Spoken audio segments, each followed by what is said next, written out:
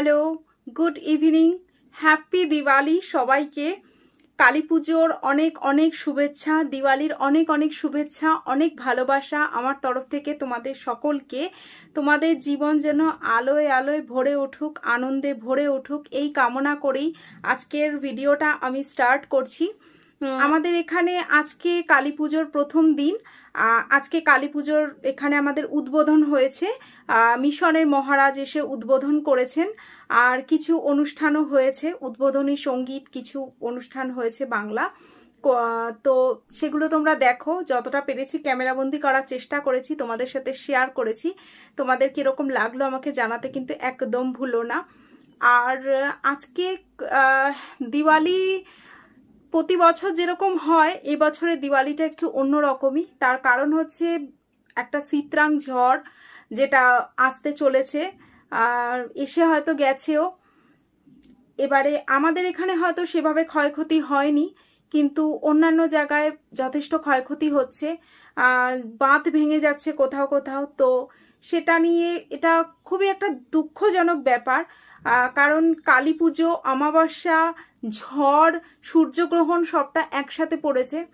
তো সেখানে একটা কথাই বলবো যে ঈশ্বরের ওপরে ভরসা রাখো, ভরসা একদম হারিয়ে ফেলো না, তাকে ডাকো, দেখবে সে সমস্ত কিছু ভালোই করবে।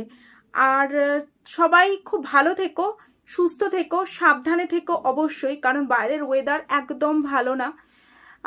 এমন কোনো বাজি তোমরা ফাটিও না যাতে শব্দ দূষণ, পরিবেশ দূষণটা হয়, কারণ আমাদের আশেপাশে অনেক এরকম মানুষজন আছে যাদের শ্বাসকষ্ট হয়।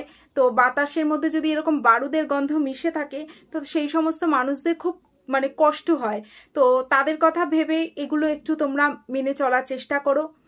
অনেকে আছে রাস্তায় যে কুকুরগুলো থাকে, তো তাদের গায়ে গিয়ে শয়তানি করে বাজি ফাটিয়ে দেয়, কি ইচ্ছা করে তাদেরকে ভয় দেখানোর জন্য করে। তারা তো অবলা জন্তু, তো তারা এই বাজির আওয়াজটা ভীষণ ভয় পায়। তো তাদেরকে কষ্ট দিয়ে কোনো রকম কোনো কাজ করো না। আর লাস্ট একটা কথাই বলবো, যে যারা বৃহৎ অট্টালিকাতে বসে রয়েছো, বসে দিওয়ালিটাকে এনজয় করছো, তাদের জন্য আমার তরফ থেকে অনেক অনেক শুভেচ্ছা, শুভকামনা, ভালোবাসা। আর যারা আজকে গৃহহীন, মাথার ওপরে এক ফোঁটা ছাদের জন্য তোমরা এদিক ওদিক ঘুরে বেড়াচ্ছ, এরকম ঝড়ের মধ্যে যারা অসহায় অবস্থায় রয়েছো, ফুটপাতে যারা রয়েছো, তাদের প্রত্যেকের জন্য আমার তরফ থেকে হ্যাপি দিওয়ালি। ঈশ্বর করুন আলোয় আলোয়, আনন্দে, সমস্ত কিছুতে তোমাদের জীবনটা যেন ভরে ওঠে, আগামী দিন তোমাদের জীবনে যেন আরো ভালো হয়ে আসে। তো চলো, আর বেশি কথা বলবো না, ভিডিওটা স্টার্ট করা যাক। তোমরা দেখো কিরকম লাগলো আমাকে কমেন্টের মাধ্যমে জানাতে কিন্তু একদম ভুলো না। তো চলো, টাটা সবাইকে, অ্যান্ড হ্যাপি দিওয়ালি। সবাই খুব ভালো থেকো, সুস্থ থেকো, সুন্দর থেকো, এবং সাবধানে বাজি ফাটিও, দিওয়ালি এনজয় করো, ভুরিভোজ করো, খাওয়া দাওয়া করো, অনেক কিছু করো। টাটা।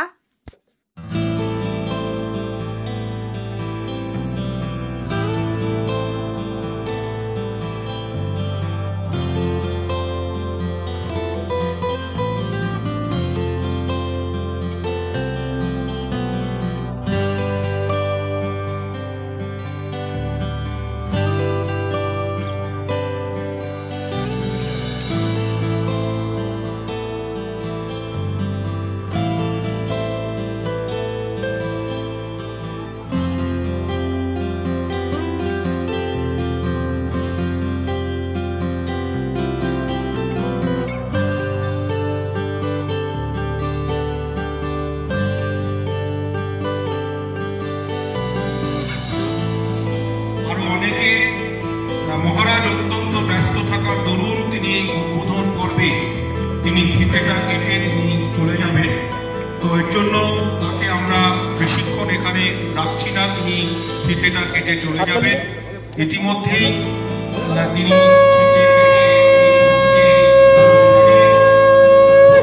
অনুষ্ঠানে উদ্বোধন করলেন। এরপরে আমরা আরো বিশিষ্ট কিছু ব্যক্তিবর্গকে আমরা পাবো। আমরা পাবো এই ওয়ার্ডের পৌরমাতা শ্রীমতী সবিতা ঠাকুরদা, পৌরসভার পৌরপ্রধান শ্রীমতী বিনু সরকার, এবং এছাড়াও থাকবেন আরো বিশিষ্ট ব্যক্তিবর্গ। ইতিমধ্যে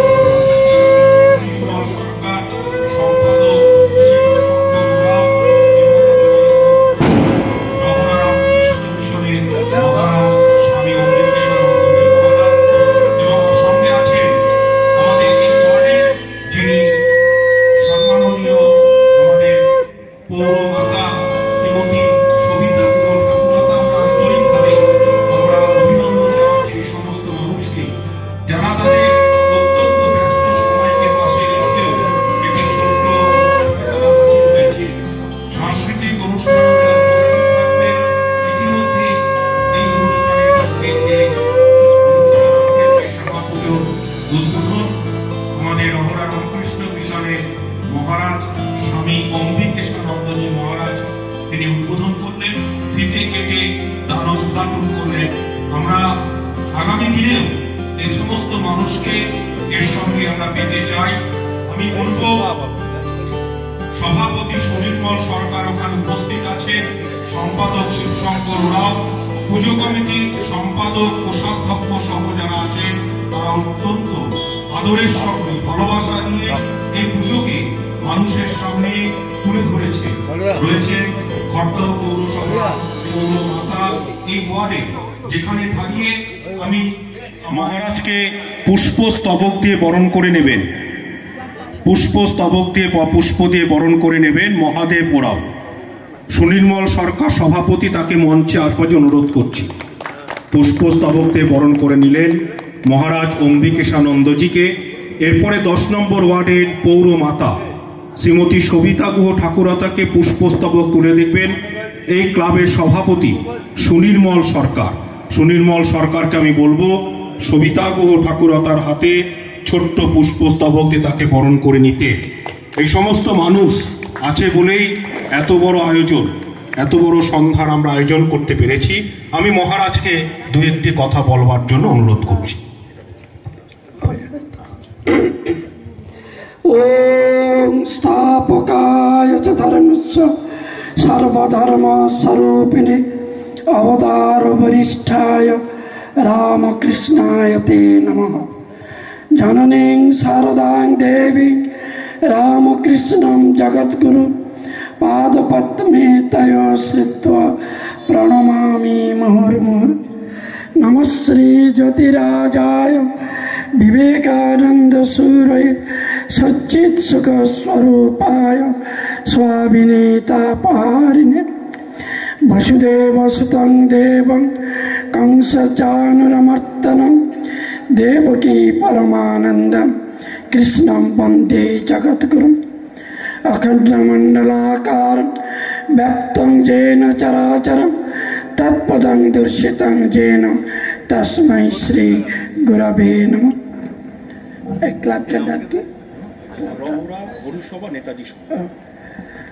রওরা হরিসভা নেতাজি সঙ্গের সকল সদস্যবৃন্দ, মঞ্চে উপবিষ্ট 10 নম্বর ওয়ার্ডের কাউন্সিলর মহাশয়া শ্রীমতী সবিতা গুহ ঠাকুরতা এবং উপস্থিত ভক্তবৃন্দকে সকলকেই আমি যথাযোগ্য নমস্কার, প্রীতি, শুভেচ্ছা জানিয়ে খুব সংক্ষিপ্ত বলার ইচ্ছা ছিল অনেক, কিন্তু আরও দু একটি জায়গায় যেতে হবে, এই জন্য আমি খুব তাড়াতাড়ি দু একটি কথা বলেই আমার বক্তব্য শেষ করব। দেখুন, ভারতবর্ষ বিশেষ করে এমন একটি দেশ, তার মধ্যে বাংলা 12 মাসে 13 পার্বণ, অর্থাৎ ভারতবর্ষ আধ্যাত্মিকতার দেশ, বাংলায় 12 মাসে 13 পার্বণ। এই উৎসব অনুষ্ঠান এই 13 পার্বণ করে শেষ নয়, কেননা এর সঙ্গে আমাদের জীবনের একটা গভীর যোগাযোগ রয়েছে। এই জন্যই এত উৎসব, এত অনুষ্ঠান, এত আয়োজন, এত সমারোহ। কিন্তু বড়ই দুঃখের কথা, আগে একটা দুটো পুজোতে এখন প্রায় পুজো বেশি হচ্ছে। এটি যেমন একটা ভালো লক্ষণ, আর যেটি দুঃখের কথা কি জানেন, পুজোটা কেবল বাইরের জৌলুস। পুজো করলাম, হইল্লোড় করলাম, খানা পিঠা হলো, আনন্দ হলো, শেষ। এর সার্থকতা কোথায়? এর সঙ্গে আমাদের জীবনের যোগ্যতা, এর করার সার্থকতা কি কেবল ওই উৎসব আয়োজন পূজার্চনা করেই শেষ? তাই যখন এই বাইরের যখন সঙ্গে আর আমাদের এই মিলাতে পারি না, তখনই ভাবি যে এত পুজো, এত আয়োজন, এত সমারোহ সব কি বৃথা গেল? এইটি আমাদের মনকে অত্যন্ত পীড়া দেয়। তাই আমাদের যে কি গভীর যোগাযোগ আছে সেইটির দিকে যদি আমরা তাকাই, তখনই আমরা বুঝব যে পুজোটা সার্থক এবং জীবন্ত হয়ে উঠবে। সেটি কি? জীবনে জীবন যোগ করার নাম ধর্ম, না হয় ব্যর্থ হয় কৃত্রিম গানের পসরা। তাই জীবনে জীবন যোগ করতে হবে। সেটি কিরকম? আজকে বিশেষ করে নবীন প্রজন্মরা, এই একবিংশ শতাব্দীর, তারা ঈশ্বর, ধর্ম, আধ্যাত্মিকতা এগুলো শুনলে তাদের অ্যালার্জি। কেন? আরে ধর, এসব ভণ্ড ভক্ত সন্ন্যাসীদের কাজ, লোকের মাথা কাঁঠাল ভেঙে খাবে, যাকে দেখিনি, শুনিনি, জানিনি, তাকে নিয়ে এত সব মাতামাতি। দেখেছেন ঈশ্বরকে? তার বাপ ঠাকুররা দেখেছেন? অতএব এসব আমরা বিশ্বাস করি না। সেই জন্যে নবীন প্রজন্মরা ধর্মের কথা শুনলে তাদের অ্যালার্জি হয়। কিন্তু আমরা বোঝাতে পারি না যে ধর্মটা কেবল আচার অনুষ্ঠান নয়, কেবল হই হুল্লোড় নয়, কেবল খানা পিনা নয়, এই করে উৎসব শেষ হয় না। কি হয়? বলছে দেখো, ধর্মটা এমন একটা জিনিস যেটি আমাদের প্রত্যেকের অঙ্গাঙ্গিকভাবে আমরা জড়িত। সেই জন্যে ধর্মটা কি? সেটা হচ্ছে অহিংসা, সত্য, অস্তেয়, শৌচ, সংযম। এত সমাসিকাং ধর্মস্য পঞ্চলক্ষণম।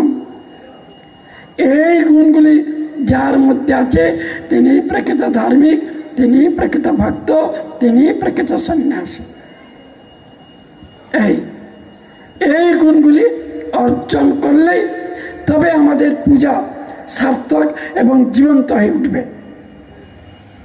তাই আমাদের আগে দরকার কি না? দরকার হলো ধর্ম। সেটা কি বলছে? প্রত্যেক জিনিসের ধর্ম আছে। আগুনের ধর্ম আছে, পুড়িয়ে ফেলে। মেঘের ধর্ম আছে, বাড়ি বর্ষণ করে। জলের ধর্ম আছে, তৃষ্ণা নিবারণ করে। বায়ুর ধর্ম আছে।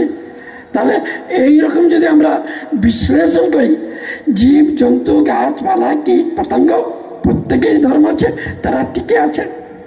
তা আমরাও যে টিকে আছি, আমাদেরও ধর্ম আছে। সেই ধর্মের নামটি কে বলবে? সেই ধর্মের নামটি কি? আমরাও তো এত মধ্যে টিকে আছি। তার মানে মনুষ্যত্বই মানুষের ধর্ম। এই আজকের দিনের এইটি অভাব। আমরা শিক্ষিত হচ্ছি, ডাক্তার ইঞ্জিনিয়ার হচ্ছি, কিন্তু মানুষ হচ্ছি না। মনুষ্যত্ববোধ যাচ্ছে না। অথচ আমরা কিন্তু 12 মাসে 13 পার্বণ করছি। তাই আজকালের নবীন প্রজন্মরা ধর্মের কথা শুনলেই তাদের অ্যালার্জি। এক। দ্বিতীয়টা কি জানেন? ধর্মটা কেবল বাইরের বস্তু না। কেন? বলে ঈশ্বরকে তো আমি দেখিনি, শুনিনি। তো যাকে জানিনি, শুনিনি, দেখিনি, তাকে নিয়ে এত মাতামাতি কেন? তাই এটা হলো পার্সোনাল ট্রুথ। ওই শ্রীরামকৃষ্ণদেব স্বামীজিকে বলেছিলেন, তুই কি ভগবান দেখতে চাস, ঈশ্বর দেখতে চাস? তোকে যেমন দেখি তার থেকেও স্পষ্ট করে দেখছি, তুই যদি দেখতে চাস তোকেও দেখাতে পারে। এটা হলো পার্সোনাল ট্রুথ। অতএব সেই জন্য ছেলেমেয়েরা বিশ্বাস করে না। কিন্তু সত্যি তখন ছেলেমেয়েরা দেখবেন আজকের যেখানে বড় বড় প্যান্ডেল, তারা সেখানে ক্রাউড কন্ট্রোল করছে। কেন না? শক্তিটা হলো ইউনিভার্সাল ট্রুথ। শক্তি আছেই, শক্তি নেই এই কথাটা বলতে গেলেও শক্তি লাগছে। তাই তো আমরা শক্তির আরাধনায় ব্যস্ত। কিন্তু সেই শক্তি চেতন না এই প্রশ্ন আছে।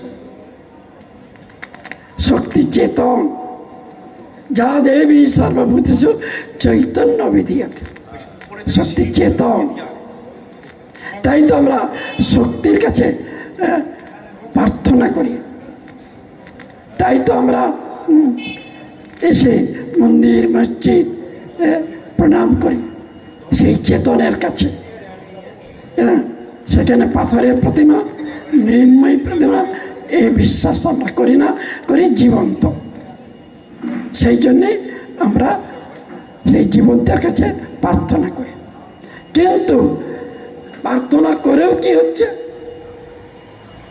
যখন বাইরের দিকে তাকাবেন দেখবেন, দেখুন জীবনে মিল নেই। রাজনৈতিক কারণে সব বলা যাবে না, আপনারা বুদ্ধিমান বুঝে নেবেন যে কি এই কি ধর্মের ফল। তাই শক্তিকে চেতন, শক্তিকে মর্যাদা দিতে হবে, সম্মান দিতে হবে, তবেই পুজো সার্থক, জীবন্ত হয়ে উঠবে।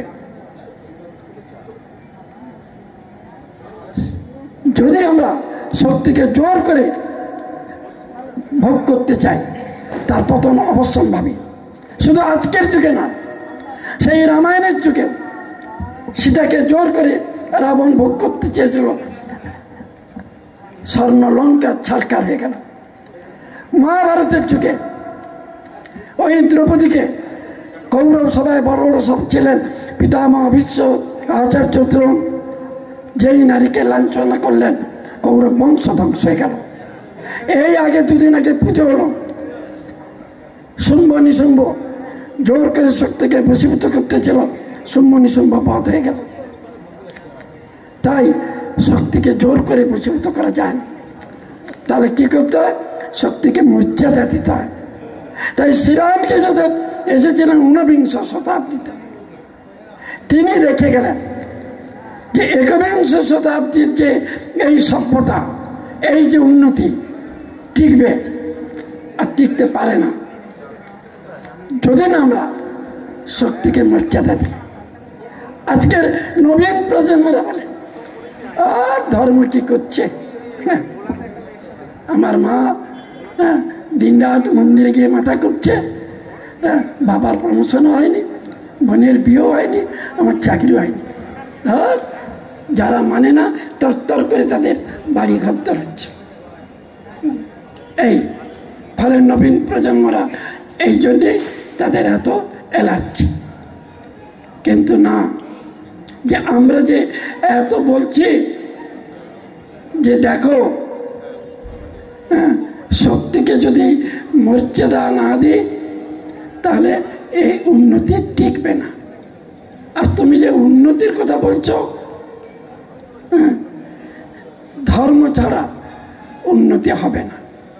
সে ধর্ম কেবল আচার অনুষ্ঠান নয়, সে ধর্ম জীবনে জীবন যোগ করা, না হয় ব্যর্থ হয় কৃত্রিম গানের প্রসারা, জীবনে জীবন যোগ করতে হবে।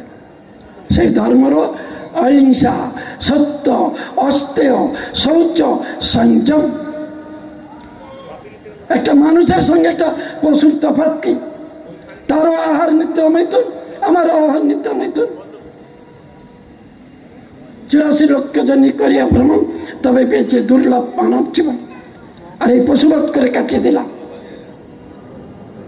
তাই নবীন প্রজন্মরা বলেন আজকে বিজ্ঞানের দৌলতে আমরা মাধ্যাকর্ষণ শক্তি জয় করেছি। আজকে চাঁদে বসবাস করা যায় কিনা, মঙ্গল গ্রহে জল আছে কিনা, সব পরীক্ষা করছে। ধর্ম কি করছে? কিন্তু সেই নবীন প্রজন্মকে একটা প্রশ্ন করবে, তোমার ধর্ম অনেক কিছু করছে, সেগুলো হচ্ছে বাইরের শক্তি, বাইরের প্রকৃতি।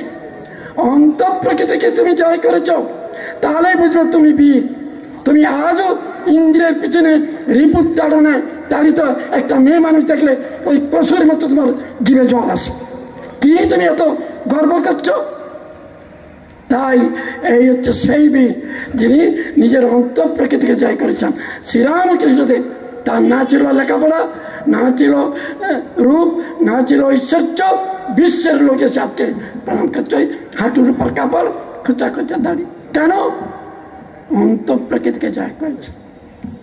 তাই সেই বীর যিনি অন্তর প্রকৃতিকে জয় করেন। তাই শক্তির আরাধনায়, শক্তি মায়ের কাছে প্রার্থনা, মাগো তোমার পতাকা যারে দাও এইবারে দাও শক্তি। সেই শক্তি দিন, যে শক্তি আমি ফুটিয়ে নবীন প্রজন্মের কাছে তুলে ধরতে পারি। এক টন কথা বলার থেকে 1 আউন্স নিজের জীবনে প্রয়োগ করলে তার মূল্য অনেক বেশি। আজকে তরুণ তরুণীরা দিশেহারা। কেন? কাকে দেখে শিখবে? পিতামাতার মধ্যে স্বার্থপর, না আছে সেবার ভাব, না আছে ত্যাগের ভাব। স্বামী স্ত্রী, একটি ছেলে, ব্যাস দাদু দিদা হয় ওল্ডে জমি না হয় যেখানে যাক। ছেলেটি কি দেখল? পিতামাতার কাছে স্বার্থপর। আর স্কুলে টিচারদেরকে তার কর্তব্য না, 1000 টাকা বেতন, রেজাল্ট বেরোলে গার্জেন কল, না পারলে টিউশনি দেন, আর আপনাকে ঘুরে তাকাতে হবে না, ও অটোমেটিক নাম্বার। আর রাজনৈতিক নেতা নেতৃত্বের কথা যত কম বলা যায় তত মঙ্গল। তাহলে নবীন প্রজন্মরা কাকে দেখে শিখবে? তাই আজকে যুব সমাজ দিশেহারা। তাই 1 টন কথা বলার থেকে 1 আউন্স নিজের জীবনে প্রয়োগ করে নবীন প্রজন্মের সামনে তুলে ধরুন, তার মূল্য অনেক অনেক বেশি। তাই আজকের দিনে এই শক্তির আরাধনা প্রাক মুহূর্তে আমরা প্রার্থনা করি, অন্তর মম বিকশিত করো, অন্তরতরহি, তুমি নির্মল করো, উজ্জ্বল করো, সুন্দর করো। আমাদের অন্তরটিকে সুন্দর এবং পবিত্র করে তুলুন। তার চরণে এই প্রার্থনা। রবীন্দ্রনাথের একটি লাইন দিয়ে শেষ করব। একটি নমস্কারে প্রভু, একটি নমস্কারে আমার সকল দেহ লুটিয়ে পড়ুক তোমার চরণ তলে। সকল ভক্তের চরণে আমার প্রণাম জানিয়ে আমার এই বক্তব্য শেষ করলাম। নমস্কার।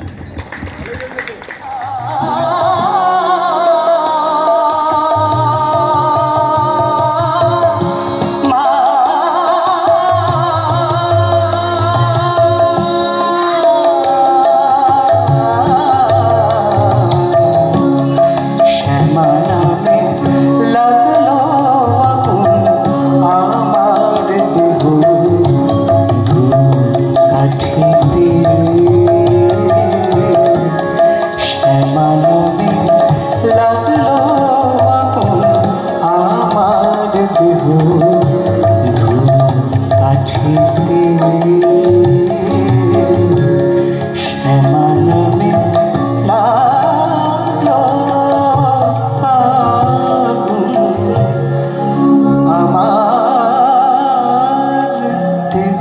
দেহ